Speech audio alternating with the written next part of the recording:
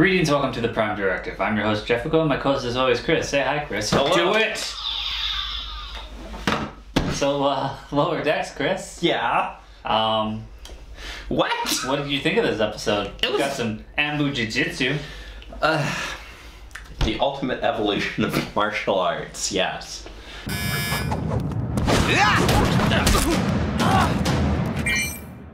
We've been training on the holodeck at night. You might want to take off the kid gloves. This episode, it was good. I think this was probably the weaker entry for this season so far. Yeah. Would agree. It was a bit much in, I think, a couple places.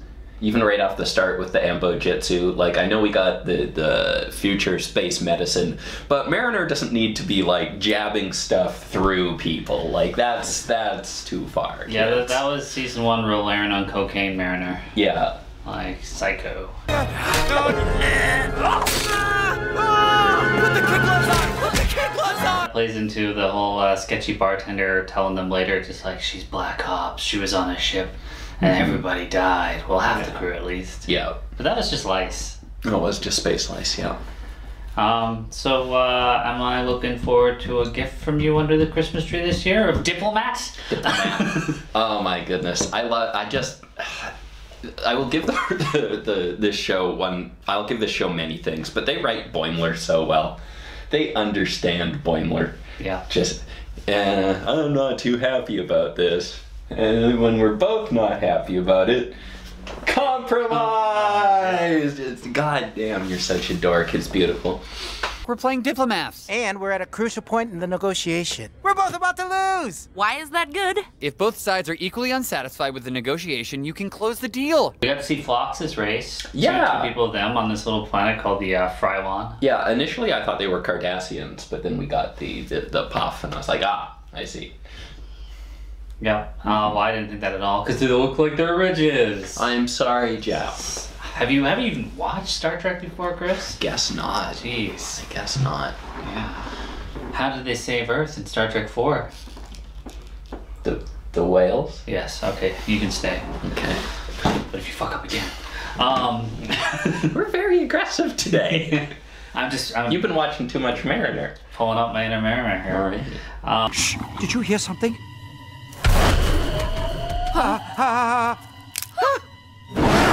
They go to investigate these Mugato, which, for whatever reason, they decided that they were going to pronounce it 500 different ways in this. Yes. Constantly throughout.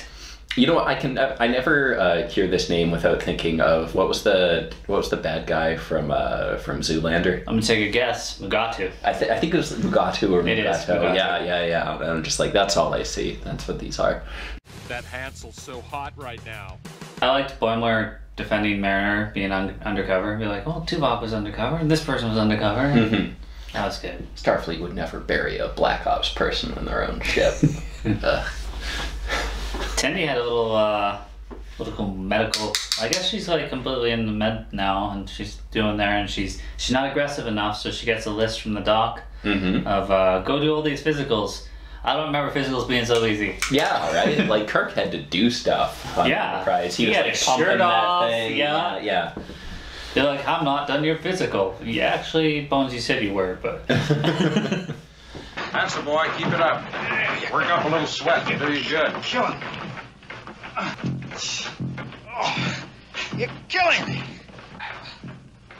I really avoid my physical. They just scan you now. Apparently. Yeah, I don't understand why the ship can't just do that. Even Picard, would not go to Beverly for his physical. So, the scanning thing's a joke. Yeah, right. For this show. I guess, maybe they've changed physicals recently. This is sort of the furthest along in the timeline we've really been, other than Picard, but we don't know what Starfleet's doing. Yeah, but that's not real canon.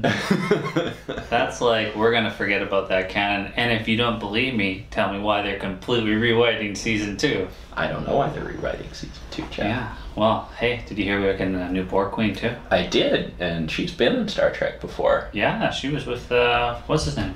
Odo? Odo. Yeah. Renee, yes.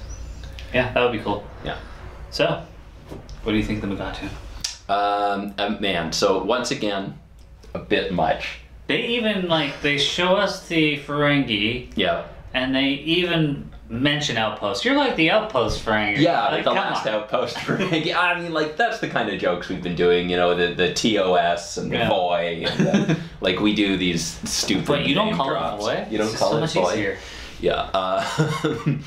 I do love, like, the sort of tongue-in-cheek things that they just kind of add to Star Trek canon. Like, when they were, at the end, when they ruined the guy's ship, they're like, it was on the lowest tractor factor. And I'm like, tractor factor is canon now. That's what that's called. My ship! I said the tractor beam! It was, Captain, at the lowest tractor factor. My whole life was on that ship! Hey. You can, like, and the serious shows have to deal with that. That's there. I want a Riker miniseries now of, like, serious Riker and just be like, I'm sorry, that's not how he goes to warp. No. We have firmly established that you have to count it off. Yeah, but the Mugatos, so they said their genitals are weak to phaser fire, and I'm wondering if I go back and watch that episode, if, like, they just get shot between the leg. Like, is that just where the phaser animation ended up and they're making a joke of this? Like, I feel like I need to go back and watch that.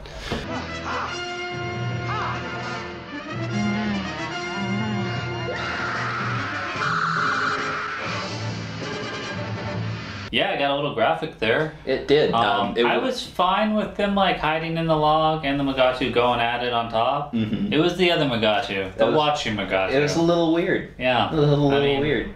With the horn. That was just too much. Yeah. Too much for me. It was funny because when that scene just started and there was, like, there were two slightly different shades of Mugato there, and I was just like, oh, I wonder if that's supposed to be like a gender difference. Is that a male and a female? Yeah, it was a male and a female, yeah. I'm sure male and male Mugatos get it on too, Chris. I'm sure they do. And then they still have one that watches. Mm-hmm. There's something for everybody. Yeah. All right, fan out. This is where we detected a Gumato life sign. What have we here? Mugato dung.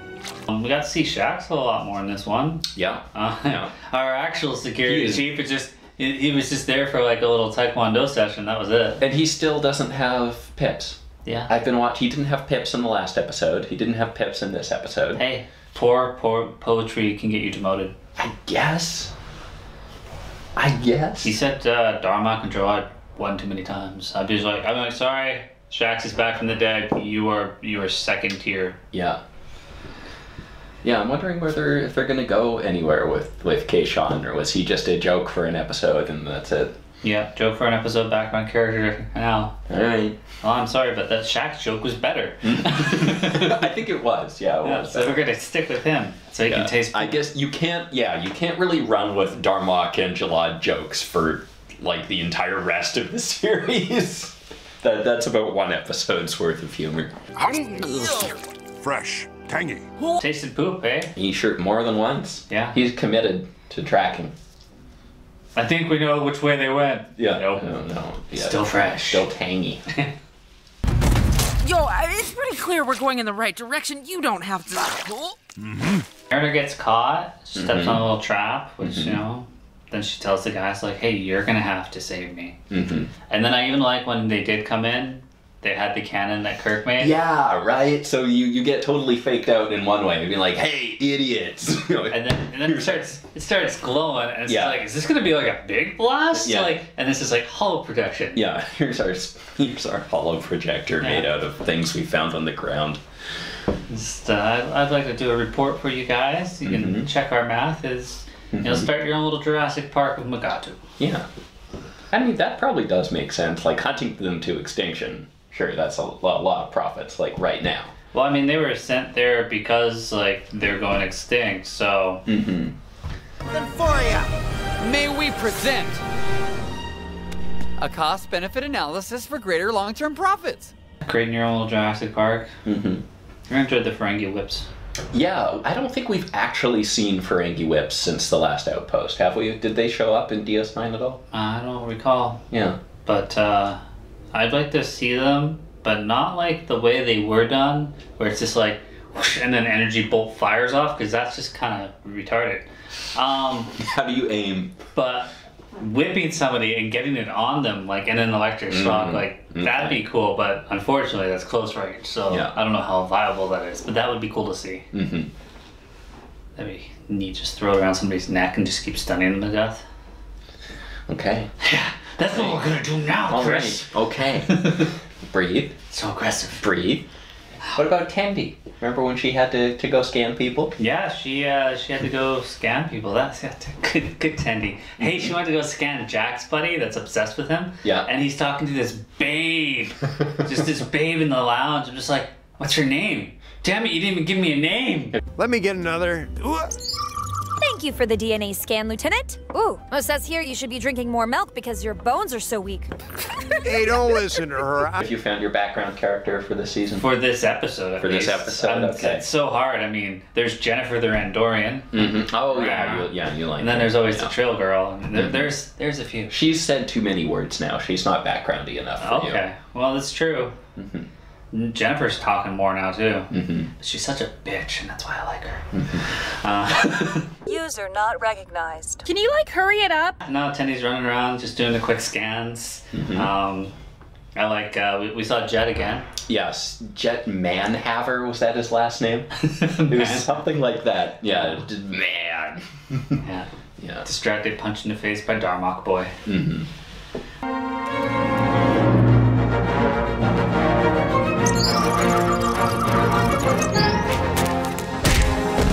At the end, we get this random little code, and she's like, "Oh, there's one last person." Dox is like, "Oh, give it up. It's probably just an error." And she looks over and says, "Like, it's the Doc." Chases her around. Got some good classic cat things. Yes. The Doctor is just a cat. Yeah. I think it's actually Spot that went through some sort of transporter accident, and that's the Doctor. Question for you, Chris. Well, though, I'll cover this first. I really like Tenny jumping down, breaking her arm, be like, "That's a ploy," and you look at it, it's like, oh my god. And she still scans her. Yeah. And then passes out. God, kid, I'm sorry. This is all my... Got ya. Well played. Clearly there's a relationship going on between Shax and the Doctor. Is that bestiality? I know we're in the Star Trek universe and they're sentient people. Yeah, I don't think so, chap.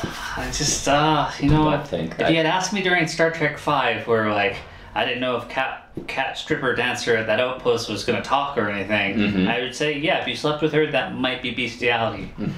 Docs, you know, she talks. So I mean, if cats could talk, this is going off the rails. This is going completely off the rails, and you got to consider it from the other end, because like Shax is dead, so you know what's she doing? What's she into? Mukutu venom can have latent effects, so I'll need to check on you later. In your quarters. I just got my physical. I could heal you all night. You know what I want to see? Shax's bad dreams. I want to see more about Black Mountain. Yeah. No, I hope we get more into that, but I don't think we will. I think we've done our one joke, and he's just back full time now. Yeah, like I just, you know, he's so dramatic. He's so good. I just want to learn more about his death. Yeah. His return from death. Like, he's a good character. I like him. But his death at the end of season 1 was really impactful. Yeah. Like, that was big. And, bringing him back is a good Star Trek joke, but I feel like it did lessen the serious dramatic impact of that last episode. Not so much for me, because, I mean, Command Crew always comes back, but, just having Sam being like, I thought it was my fault. His whole kind of relationship with him, which I'd like to see more. I'd like to see that develop more, Baby Bear. His relationship in that episode and him being upset about it and blaming himself was really good. And I saw a connection between their two characters. And I'd almost like a little bit more of that. I like a bit more of that from Mariner, because Mariner and Boimler, that tends to ground her from being psycho groupie, cocaine crazy. Yeah. She's programmed to protect herself at all costs. think I can agree with you there. If Shax's coming back gets some more Shax's Rutherford kind of development, then I could deal with it. In my Star Trek series, I have an episode where, like, you know, crazy dude goes with the first officer to her, like, homeworld and hangs out with her parents. I'd like to see that with Jack. I'd like to follow Jack to, like, a family like reunion or something, and he brings one of the crew with him, and then we get a little more insight into Jack, where, like, hey, he's around family, so he's not going to be completely ridiculous. Boimler? No, First Officer Jack. Well, Boimler could go with him, but okay. I think Tendi or Mariner would be better. Okay, sorry, I thought you were talking about Jack Quaid. No. Place. Okay, Boimler. Okay, I see. No. But yeah, no, I'd like to see a bit more of them. And then, of course, Captain and her hubby, like... That's outstanding. Oh, before you go, you haven't had any recent ship accidents, have you? No, nothing here. Okay, good. Learn some more about these characters. Well, we've been doing pretty well with that so far. Like, I'm sure as the seasons go on, we'll get some good background on everybody. And some more Riker. Yes, yeah. No, he will be back. We've not seen the last of Riker, I'm quite certain. He'll just show up at every season finale. I hope so. Yeah, did you miss the Titan? Did you miss jazz references? That's what they're just taking a break to, like, rack up some more jazz references. Be like, oh yeah, we haven't said this one. Like, one of their shuttles is probably the Nightbird. Oh, that'd be great. Yeah. Nightbird to the Titan. Yeah. God damn it. Never should have let the crew pick the name. Nobody ever finishes that mission. So, final thoughts, Chris? This episode was a little weaker. I think it was leaning into some of the stuff from season 1, like early season 1, that kind of put me off it. Humans. Like Mariner being just, you know, way too hardcore. There was just like a little bit too much kind of gross out humor in this, I think. It's not how you play Ambu Jiu-Jitsu. You don't break the staff and stab somebody in the I mean, that was a fun visual of really cracking it. Like, it was fun, but it's like, I don't think this really makes sense in the universe. I don't think, that's what we should be looking at.